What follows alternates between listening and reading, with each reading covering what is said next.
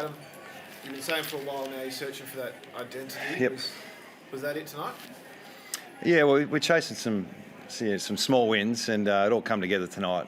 We actually thought it come together a little bit last week, but to do it in front of the crowd, there's 55,000 there tonight, and they have turned up every time we play. So that environment just added to the energy of the group, and we've had pretty good availability the last 3 or 4 weeks. So the guys are getting used to playing with each other, and the things we chase, the little things we're chasing at the moment, if we get them right, then we're in the game. That start was outstanding. As a coach, what did you make of it? Well, I thought our backs were terrific in the first 20 minutes. Our mids were pretty good, and so I think it was like 15-4 against inside 50s. We reduced the scoring and we kicked 3 goals, won ourselves. So we didn't want to sustain it that way. I thought the second quarter was probably our best quarter. That 5 minutes from Reid at the end of the first quarter, where he kicked 2 and set up another, how crucial do you think that was in terms of stemming the tide of Freo's momentum? Yeah, I was on the lift on the way down, so I don't know what happened. We kicked a couple of goals. So yeah, we always thought the midfield battle was going to be really important, and really impressed with how our defenders held up early. And then when we got some supply and our mids got on top at stages, I think the forwards did a really good job of bringing the ball to ground.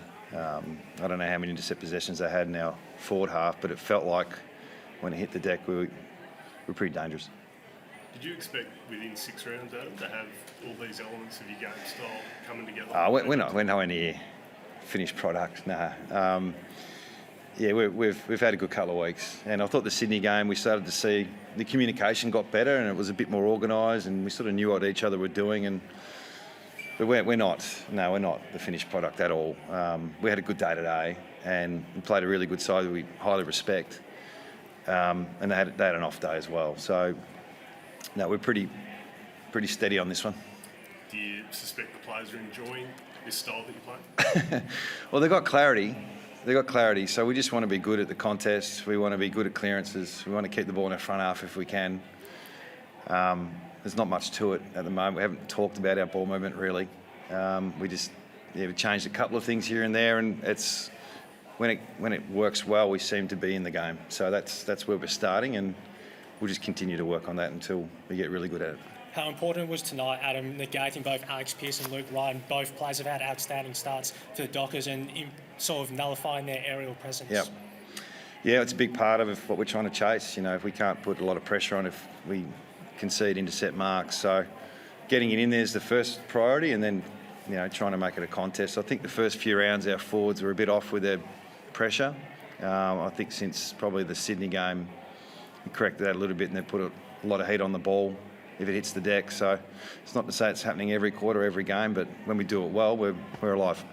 Consistency of some of your players, Yo, over the last few weeks. Waterman's kicked 11 in 2 weeks. Kelly, yeah. Out of midfield, Reid again. You must be having that consistent taste over 2 or 3 weeks. Yeah, and I was at pains to say to our players, we don't rely on Jakey kicking 5 or Elliott having 15 clearances. We just want good team footy, I suppose. So, but we'll take it when they deliver like they have. We just can't rely on individual brilliance at the moment. We just got to keep it pretty steady. So our players know their roles. They're pretty clear with it. And yeah, it's pretty boring talk. I'm sorry, but it's just where we're at. Just on Jack Darling, he reached a milestone. He joined Peter Sumich today, and it's been tough scoreboard-wise. It's been tough for him this year. I think he had 2 goals going into tonight, but for him to get, so the teammates look pretty happy for him when he kicked that second and joined Sumich's. Right, yeah, I didn't know that, but yeah, I'm sure he probably knew it, but he's probably epitomises what we're talking about. I think since probably round 2, he's really bought into, and his body's a bit better, but he's really bought into what we're trying to do. So just because he hasn't kicked a lot of goals doesn't mean he hasn't contributed. So we've all got trademarks. He's a trademark player 3 weeks ago, and he's playing his part. And if he gets rewarded with a few goals, then that's a bonus. You've spoken, and Don spoke as well, about getting the players battle hardened or game hardened to be able to keep doing this week after week, not just for 2 weeks or 5 weeks, but for 23. Are you confident that you've got that ready at the moment, and that you'll be able to do it, even if it doesn't mean necessarily winning all those games, but being able to be in the contest and do what you do? I don't know. Yeah, I see how we go. We're sort of coming from a fair way back, aren't we? With just trying to be competitive has been our priority. availability's been pretty hard the last couple of years, and there've been lots of reasons for that. So the continuity of the group, if you have less changes every week, you're going to grow a bit more quickly. So, yeah, I'm hopeful we can sustain it. But it's such a short sample size. We're coming off 2.5 years of just trying to be competitive. So we've had probably the first 2 wins in a row since 21. So I'm a little bit cautious to suggest that we're on our way. We'll see how we go next month. Knowing their strengths coming in, Adam, what sort of focus did you put on the contest? Well, that's the thing, I suppose. It doesn't matter. That's part of what we're trying to do anyway. So it's pretty clear for our players. We'll do the same thing next week. We'll try and do the same thing next week. And every week you confront some really good midfielders who are well established. So that won't change. But yeah, their strengths around the midfield is obvious. Their back half, they're hard to score against, traditionally. So their back half's had a pretty good year. And they haven't scored as much this year, but against us, they've scored a lot. So I think they're missing a couple of vital players as well. With the high half forwards, didn't have the same, guys they normally have. Amos, missing early. So they had some things they had to deal with. There was a bit of a Harley chant in the crowd going Was there. there? How much are you enjoying being part of that ride, and how much do you kind of absorb that? Oh, we love what Harley's doing, and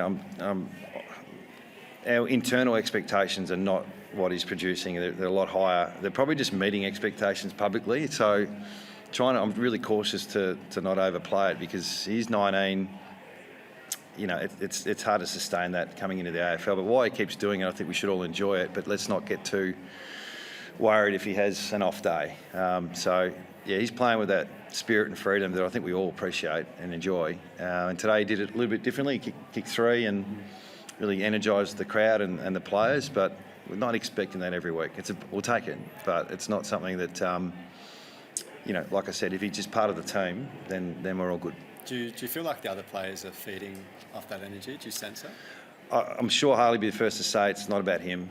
And it's about all of us. So when he contributes, I think we all know the pressure he seems to be under, the expectations. So I think we all enjoy the fact that he contributes the way he does. But I'm sure he doesn't want us to say it's about him, although he's a very good player and he's helped us. Just the injection of youth in general, how much has that added to the team?